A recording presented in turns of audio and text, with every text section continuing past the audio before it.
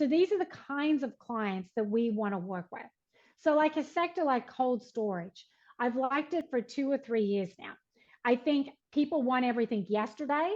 When I go on Amazon, I want something, I want it there that day, or I want it the next day. Why? Because Amazon has told me many times I can have it that day. So now I'm like, what do you mean it's going to take 3 days? I don't want it if it's going to take 3 days because it's too long. And but if you think through the what that means for sectors like cold storage and industrial outdoor storage, it's you got to have the facilities closer to the hubs of the consumer because you can't waste days getting it there.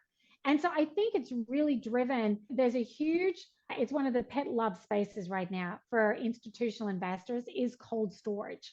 And part of that is because of this trend coming out of COVID, and there's an emphasis. And so what a lot of people don't appreciate is cold storage it's a difficult sector because there's not a lot of huge players. You've got a couple of big players and then a lot of really small players. It's a big sector.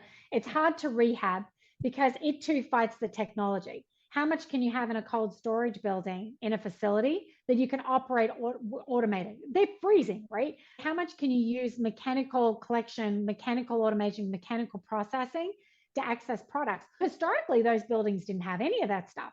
So can you redo them? Not so easy. But then to do spec, super expensive to build.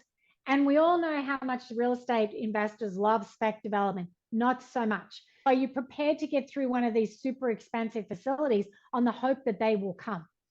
But it turns out, yes, the environment has now moved where institutional investors really like the sector because the fundamentals for it are so strong. But then you look around and outside a lot of the big guys, there's a lot of small guys.